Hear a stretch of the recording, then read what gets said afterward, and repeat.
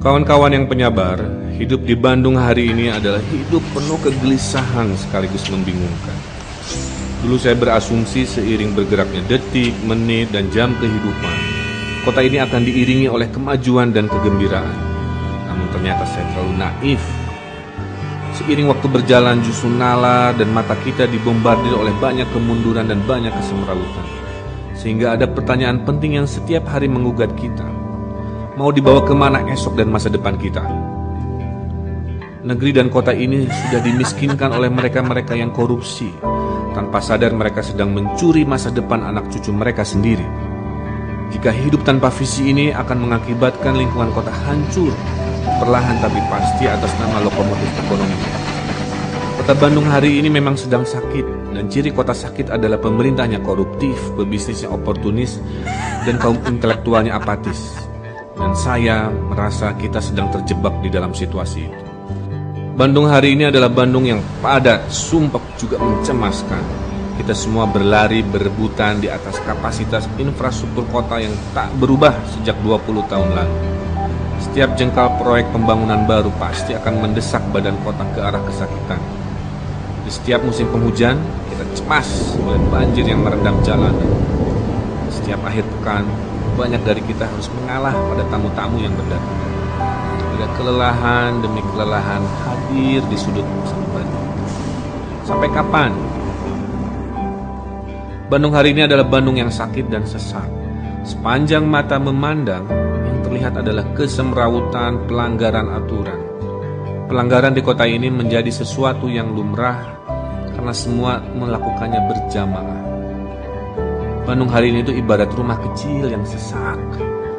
Bandung dahulu hanya diimajinasikan sebagai ruang kehidupan bagi 300.000 jiwa.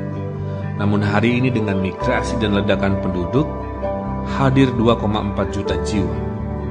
Karenanya hari ini bermukim di Bandung adalah sebuah perlombaan survival. Tanpa kendali, kota ini akan meledak. Ingat, kota yang stres akan melahirkan generasi yang stres. Kawan-kawan yang bersemangat, ingatlah Sumpah Pemuda. Karena kita dihinakan oleh penjajah, oleh bangsa lain tahun 1928, pemuda-pemuda bersatu mendobrak belenggu penjajahan. Namun hari ini, sekarang ini kita dihinakan oleh ulah kita sendiri. Karenanya di zaman yang sakit ini kita harus bergerak, kita harus bersatu, kita harus merekonstruksi nilai-nilai baru.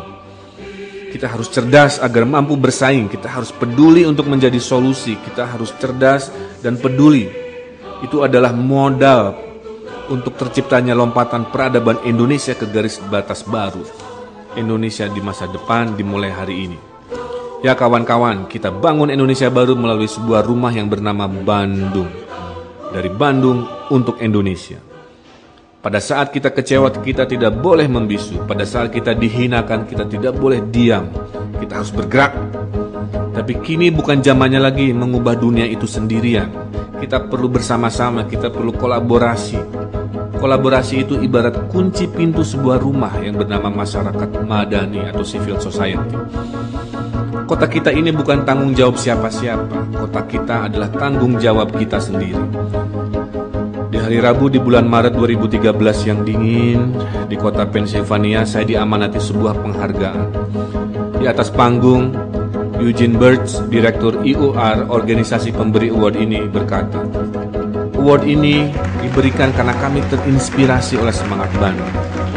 Sebuah semangat yang terpancar dari kemandirian sebuah kampung yang bernama Blok Tempe. Blok Tempe 2 tahun lalu mampu menyelesaikan sendiri masalah banjirnya. Blok Tempe mampu mengelola sampah sendiri, air sendiri, asuransi kesehatan sendiri. Inilah contoh survival itu. Di sisi lain, anak-anak muda Bandung berkumpul berkelompok.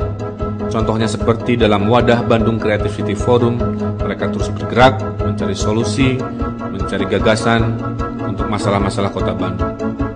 Ya kawan-kawan, semangat Bandung hari ini adalah semangat survival dan kekompakan warganya. Semangat ini adalah energi luar biasa, sebuah gotong royong par excellence. Dan dunia itu mengamati kita. Bahkan dunia pun menghargai dengan Urban Leadership Award yang dititipkan kepada saya. Jadi award ini bukan untuk saya, tapi award ini adalah untuk semangat Bandung, semangat yang menginspirasi dunia. Kawan-kawan yang peduli, selama 3 tahun terakhir, mungkin lebih dari 100 kali saya bersilaturahmi dengan ragam warga, komunitas, dan sesepuh kota Bandung. Yang saya lakukan hanya satu, mencoba menjadi pendengar yang baik.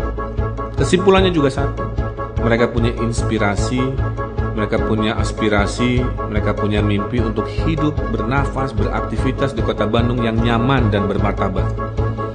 Sayangnya kawan-kawan, mimpi sederhana itu belum banyak hadir terwujud di kota ini hari ini.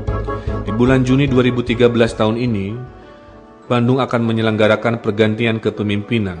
Di hari-hari ini kita berdiri pada sebuah persimpangan nasib. Apakah kita hanya akan berdiri di pinggir, mengamati kemunduran kota yang melahirkan sepenggal Indonesia ini? Atau kita memberanikan diri melompat ke barisan depan untuk ikut menentukan masa depan kota yang pernah menginspirasi Asia Afrika ini?